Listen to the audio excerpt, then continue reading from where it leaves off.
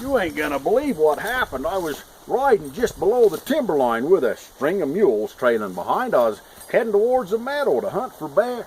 The air was warm and the sky was sunny, but old Duke the dog was sure acting funny, like he'd caught some strange new scent in the air. Now, I had no idea at the time of this crazy situation I'd find while riding and hunting alone up in them hills. Now, just sit tight and hold on to your hat, and in just a moment, I'll get to that, because to think of it now, well, it still gives me chills.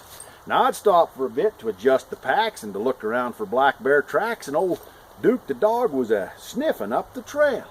Now, I'd been kicking around a few minutes or so, wondering now which way to go, when somewhere over yonder, I heard a yell.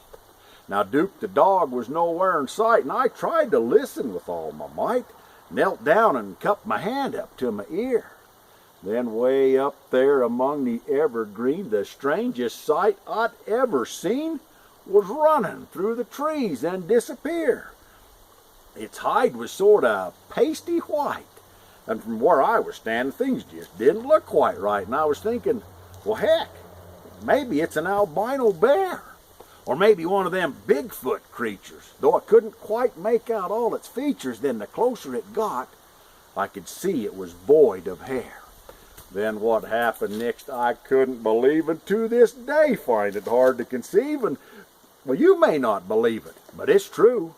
Old Duke the dog was barking loud, chasing his prey, acting mighty proud, and he run him just as close as from me to you.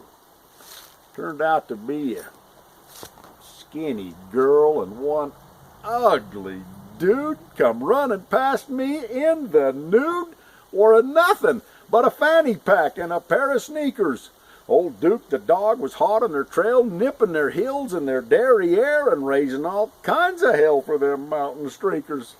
Well, I just stood and watched them go, old Duke and them putting on a show. There's nothing I could do but stand and stare. They'd run and stumble over a log, get up and get nipped by the dog, and I figured, this beat the hell out of chasing bear. Just thinking about it makes me smile. Old Duke, he run 'em for more than a mile. Then finally they stopped, and I heard 'em beg and plead. And I was wondering now what I would find as I was following close behind, but, well, I could tell from the way he was barking, Duke had 'em treed.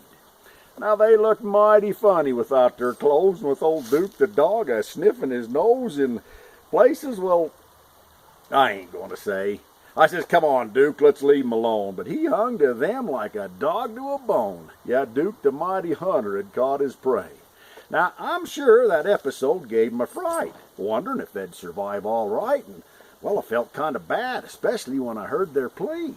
But what they had no way of knowing, 'cause I tried hard to keep it from showing, was I was more afraid of them than they was of me.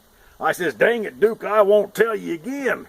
You don't know where that thing's been. Get over here before you catch yourself a disease. Then we just rode away and left them there, all nipped up, scraped, and bare, standing just as naked as you please. When I turned around to look again, off they went in their whitey white skin, like two fairies skipping in the breeze. It's a sight that I'll remember well, those two white moons bouncing down the trail and then disappearing into a grove of trees. Now, there is no moral to this story. It's just about a hound dog chasing quarry, and how you just never know what you're going to find. So be very careful out there where you tread. There may just be a bear ahead, or it's possible there may just be a bear behind.